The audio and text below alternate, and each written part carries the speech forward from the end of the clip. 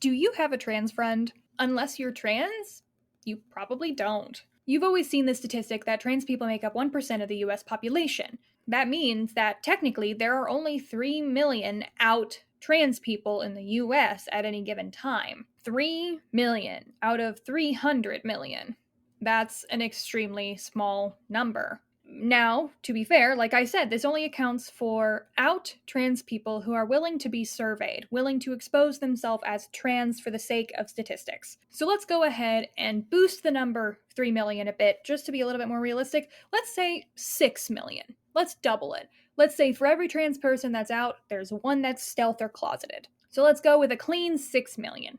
And let's consider the fact that these 6 million people probably congregate in certain places in the US due to safety. And let's say that more younger people are out than older people. And let's account for the fact that minorities typically flock in groups for safety. So, like I said, if you're a cis person, in certain parts of the United States, you might not know a trans person. So, what's the problem with that? Well, first off, let me say, it's not morally bad for you to not have a trans friend. I'm not saying you have to be friends with anyone, but what I am saying is that this makes oppression of trans people easier. If you've never met a type of person, ever, and someone comes to you and says that this type of person is bad, it's going to be easier for you to believe it if you've never encountered this type of person before. When the Republicans are screaming at you that trans people are evil and you've never met a trans person, you have no personal proof that they aren't evil, it's easier to convince you that they are. This is how these people move. That's why they aim for trans people. They assume you don't know a trans person. They know you probably don't, and they prey on that. They hope you don't know a trans person so they can tell you how evil trans people are, and you have no point of reference to rectify this propaganda. This is exactly why the Nazis first went after trans people, because trans people have always been an extremely small percentage of any population. Always. Now, they are real and they do exist, but they are a small population. And because they are such a small population, it is so easy to target them. Because, like I said, most cis people, most lawmakers, and most people who are not in the minority have no experience with the minority in a tangible way that would allow them to grow quick and referenceable empathy. Now, this argument is all well and good, but how accurate is it? In an article released on June 7th, 2022 by Pew Research Center. In an article released by Pew Research Center on June 7th, 2022, they state that 44% of US adults say they know someone who is trans. 1 in 5 people say they know someone who doesn't identify as a man or a woman.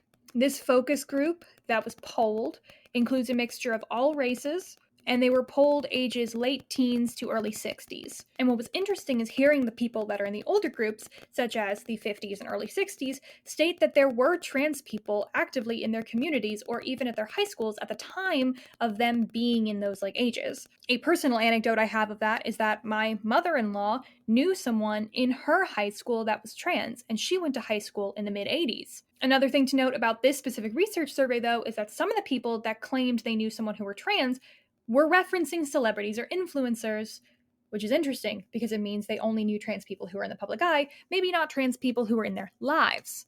And it's also important to note that some of the people who were polled in this focus group were indeed trans themselves, and therefore would obviously know fellow trans people due to community biases. You know people who you are like. But so what does this mean? Are Republicans then still using ignorance and blindness to propagandize people?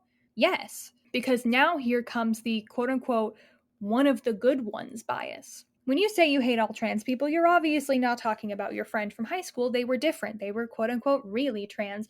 They were from a different time. They aren't trans. They're transsexual. They're a transvestite. That's different than the modern non-binary nonsense. The ignorance is still present, even if you have a trans friend. Which is why I encourage cis people to not just make friends with trans people, but to go to community events with trans people, to sit and experience things with trans people. You can't just know them colloquially, you need to engage with them. But that takes effort, that takes time, that takes sacrifice, and conservatives are hoping that you don't take time, that you don't sacrifice, that you don't go out of your way to engage. They hope you are lazy. Conservatives love lazy people. So if you don't have a trans friend, go make one. And if you have a trans friend but you don't engage with their transness, maybe try to. It doesn't have to be anything big and fancy, but go to Pride, go to a gay bar, go to a community meeting, volunteer at an LGBT youth center, do something to actually engage with the trans struggle. Communicate with a trans person. Don't just take them to coffee, sit and talk with them. Take the time to learn. Don't just have a trans friend, have a trans family.